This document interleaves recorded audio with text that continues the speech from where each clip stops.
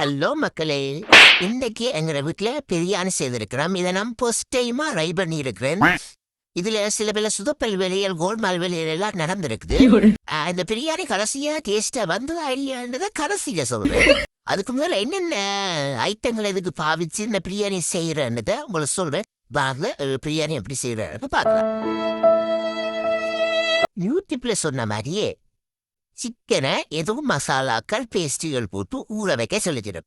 என்னடான்னு யூடியூப் நோண்டி பார்த்தா ஏதோ பட்டை இலக்கா கராம்பு அது இதுன்னு சொல்லிச்சிடும். அதுல எதுக்கு என்ன பேருண்டே எனக்கு தெரியல. தாரண்யதன் ரச்சிக்குட்டு பக்கெட்டை எடுத்து அதுல இருக்கிற ஒவ்வொரு ஐட்டத்திலையும் ஒரு 2-3 எண்ணத்தை தூக்கி எடுத்து கிரைண்டர் கப்புக்க போட்டேன். போட்டு அதை அரவணை நூறுவலை அரைக்க சொல்லிச்சிடும். அதே போலயே அரவணை நூறுவலை அடிச்சு எடுத்து வச்சாச்சு. அடுத்தது இந்த மல்லியில புதினா கொத்தமல்லி அதுன்னு சொல்லிச்சிடும்.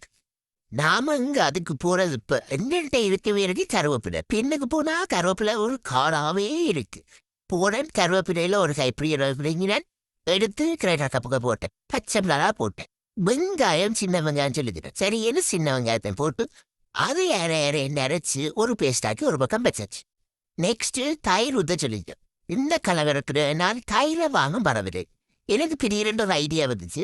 நாமே எல்லாரும் செய்யற மாதிரி தயிரை ஊற்றி ஊற விடுவார். ஒரு வித்தியாசமா கொஞ்சம் பாலை ஊற்றி ஊற விட வேண்டும். பாலை அடிச்சு அதுக்குள்ள போட்டேன். அதோட தூள் 1 ஸ்பூன் போட சொல்லிச்சிடும். நம்ம கொஞ்சம் காரம் கூடத்தானே சாப்பிட்றது. அப்ப என்ன 2 ஸ்பூன் தூளை போட்டு தேவையான உப்பு என்ன அந்த அரைச்சி வச்ச மசாலா அந்த பேஸ்ட்டு இஞ்சி போட்டு பேஸ்ட்டு தூள் உப்பு எல்லாத்தையும் போட்டு கலந்து சிக்கனை ஒரு பக்கம் ஊற வச்சாச்சு. நெக்ஸ்ட் என்ன அடுப்பை பற்ற வச்சு பிரியாணி செய்ய ஆரம்பிக்க வேண்டியதான். மசாலா தான் ஊற வச்சாச்சு. அதுக்கு இந்த ப்ரெஷர் குக்கரில் அடுப்பில் வச்சு எண்ணெய் 180 மில்லிலிட்டர் கிட்ட ஊற்றினேன்.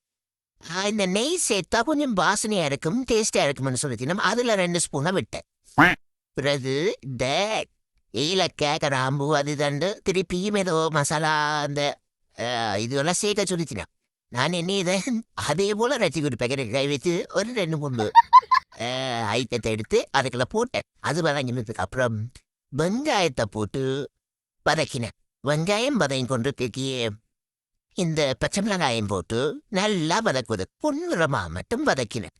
இந்த தக்காளி பழம் அதில் போடிச்சிட்டேன். அதான் இந்த கோல்மால் வேலை. இதில் நான் விட்ட 2வது கோல்மால் வேலை இந்த தக்காளி பழம் போடுச்சது. தக்காளி பழத்தை வாங்க மறந்து விட்டேன். அதனால் தக்காளி பழம் போடாமலே இந்த பிரியாணியை செய்து முடித்தேன். சரி இது பொன்னிறமா வதக்குறக்கென வதக்கி கொண்டே இருந்தேன். கொஞ்ச நேரத்தால இது இந்த மாதிரி ஒரு நல்ல பொன்னிறத்துக்கு வந்துச்சு. இப்ப நம்மட மெயின் ஐட்டத்தை உள்ள இறக்க வேண்டிய நேரம். அதான் நாங்க மசாலா போட்டு ஊற வச்சிருந்தமே அந்த சிக்கனை அப்படியே இதுக்குள்ள உள்ள இறக்கினேன். 5 நிமிஷத்துக்கிட்ட கிளறுன்னு கிளறி கொண்டு வந்தேன். அந்த சிக்கனோட அப்படி சூடு ஏறி மசாலா எல்லாம் அந்த வெங்காயம் அதெல்லாம் கலந்து அப்படி அதுலேருந்து தண்ணி பிரிஞ்சு வரணும். அது மட்டும் அதை கிளறி கொண்டே இருந்தேன். கிளறாவிட்டா இடையில நாடி பிரிச்சிடும். இப்ப கிளறி கொண்டே இருந்தேன். நல்லா அந்த மசாலா எல்லாம் அதோட ஊறி தண்ணி பிரிஞ்சு வர நேரத்தில் என்னையோனும் ஒரு லெமனை புளிஞ்சு அதுக்குள்ள விடும். புளிஞ்சு விட்டதுக்கு பிறகு நெக்ஸ்ட் ஒரு கப் தண்ணி அந்த இறைச்சி அவியறதுக்காக ஒரு கப் தண்ணியை விட்டு அப்படியே ப்ரெஷர் குக்கரை மூடி 3 விசில் வரும் வரைக்கும் விடுங்க. ஏன்னா நாங்கள் இதில் சேர்த்துருக்குது இந்த பேரண்ட்ஸ் கோழி தான் நான் சேர்த்தது.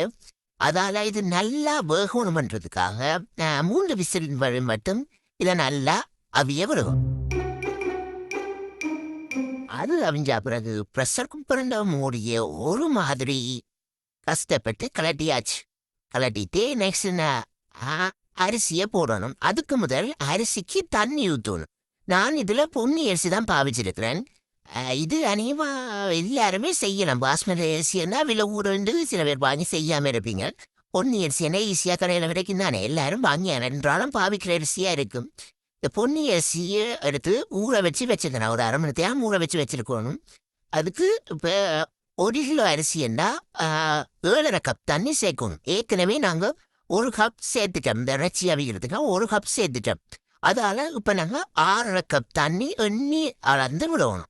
இதுக்குள்ள தண்ணியை 6.5 கப் விட்டா பிறகு அந்த அரிசியையும் போட்டு கிளறி போட்டு நல்லா எல்லாத்தையும் கலந்து விட்டுட்டு திருப்பி பெசல் குறை மூடி விட்டு 2 விசில் வர வரைக்கும் வெயிட் பண்ணோம்னா சுட சுட சுவையான எங்களோட பிரியாணி ரெடி ஆயிடும்.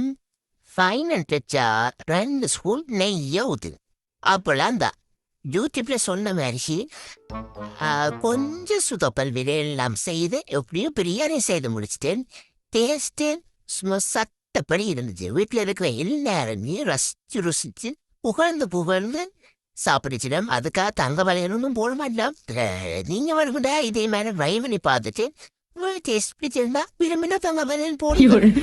இன்றைக்கான காணொலி இதோட முடிவடையுது. இந்த சுத்தப்பம் காணொலி உங்களுக்கு பிடிச்சிருந்தா லைக் பண்ணுங்க, ஷேர் பண்ணுங்க, கமெண்ட் பண்ணுங்க. மறக்காம சப்ஸ்கிரைப் பண்ணி அந்த பெல் ஐக்கானை கிளிக் பண்ணுங்க.